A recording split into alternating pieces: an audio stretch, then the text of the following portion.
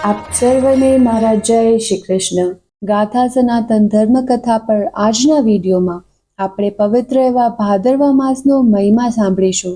દેવ કાર્યો અને પિતૃ કાર્યો વિશે જાણીશું. વર્ષ દરમિયાનની આવી જ બીજી વ્રત કથા તથા વ્રત વાતો સાંભળવા માટે આ ચેનલ સબસ્ક્રાઇબ કરવાનું ભૂલશો નહીં. આપણા હિન્દુ કેલેન્ડરના તમામ ગુજરાતી મહિનાઓનું કંઈક ને કંઈક મહત્વ છે. ભાદરવો માસ હિન્દુ વૈદિક પંચાંગ વિક્રમ સંવતનો 11મો મહિનો છે. શ્રાવણ અને આસો માસ વચ્ચે આવતા આ માસનું વિશેષ મહત્વ છે. દેવ ઋણ, પિતૃ ઋણ અને મનુષ્ય ઋણ. માનવ માત્ર પર આ 3 ઋણ હોય છે.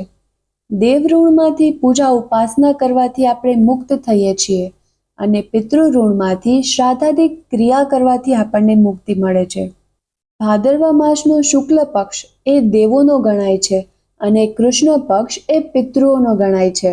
આ માસમાં શુક્લ પક્ષમાં કેવડા ત્રીજ, ગણેશ ચોથ, સામા પાંચમ, રાધા અષ્ટમી, દાણ એકાદશી, સુદ બારસ આ બધા વ્રતો ઉજવાય છે.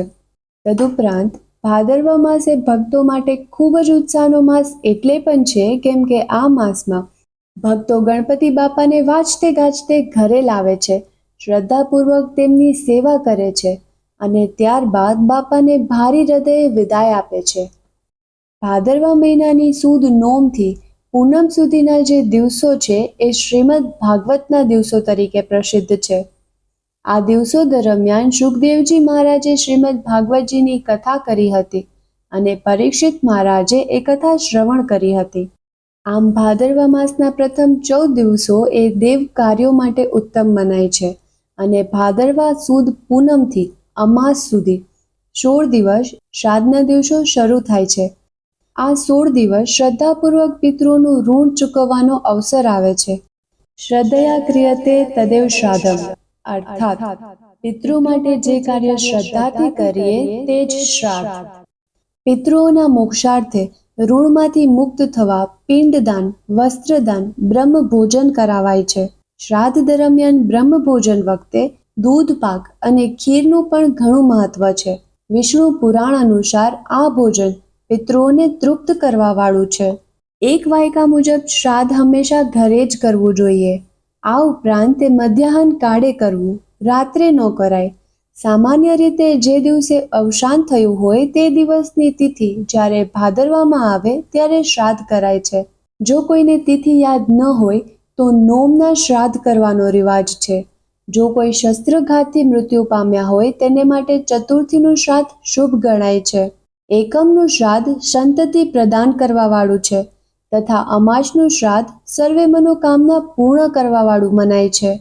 આમ પિતૃઓને પ્રસન્ન કરવા માટે ભાદરવો માસ ઉત્તમ છે.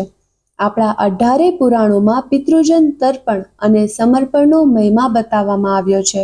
શ્રાદ્ધની જે પરંપરા છે એ સૃષ્ટિના આરંભમાં બ્રહ્માજીએ શરૂ કરી હતી અને શ્રાદ્ધની જે વિધિ છે એ પણ બ્રહ્માજીએ જ સૌ પ્રથમ સૃષ્ટિલોકમાં કરી હોવાની માન્યતા છે. શ્રાદ્ધ સાથે જોડાયેલી બીજી એક વાત એમ પણ છે કે ભાદરવા માસમાં પૃથ્વી ચંદ્રની નજીક આવે છે અને ચંદ્રલોકની બાજુમાં જ પિતૃલોક છે. તેથી આપણે પિતૃ તર્પણ કરીએ છીએ. શ્રાદ્ધ સાથે ધર્મકથા જોડાયેલી છે તો વિજ્ઞાન પણ જોડાયેલું છે. ભાદરવા મહિનામાં સામાન્ય રીતે પિત્તનો વ્યધિ વધુ જોવા મળે છે. એટલે જ આ માસમાં ખીર જેવી ખાદ્ય વસ્તુનો મહિમા છે, કારણ કે પિત્ત પ્રકોપનું તે શમન કરે છે. શ્રાદ્ધની વિધિમાં કાગડાને વાસ નાખવામાં આવે છે. કાગડા ક્યારેય એકલા ખાતા નથી, ઝઘડતા નથી, તેમજ જમતી વખતે કાં કાં કરીને તેના પૂરા પરિવારને બોલાવે છે. આમ તેનો પ્રેમ માનવજાતને પ્રેરણા આપે છે. આમ સમગ્ર ભાદરવા મહિનાને જો સમજવું હોય તો એવી રીતે સમજી શકાય કે દેવ કાર્ય અને પિતૃ કાર્ય જો શ્રદ્ધાથી કરવામાં આવે તો ચોક્કસ આપણને પુણ્ય પ્રાપ્ત થાય છે અને આપણી મુશ્કેલીઓ દૂર થાય છે તથા આપણા કાર્યો પરિપૂર્ણ થઈ સફળતામાં પરિણમે છે. આપણા 18 પુરાણોમાં પિતૃજન તર્પણ અને સમર્પણનો મહિમા બતાવવામાં આવ્યો છે. અનાદિકાળથી શ્રાદ્ધ વિધિ કરવામાં આવી રહી છે. પણ જ્યારે વાત શ્રદ્ધા અને સાબિતીની આવે ત્યારે ઉદાહરણ જોઈએ તો વિદ્યુત પ્રવાહ આપણને દેખાતો નથી, છતાં આપણને પ્રકાશ આપે જ છે. તેમ પિતૃ અને ઈશ્વરમાં શ્રદ્ધા રાખીને શ્રાદ્ધ કે ધાર્મિક કાર્યો કરવામાં આવે તો તેનું ફળ અવશ્ય મળે જ છે.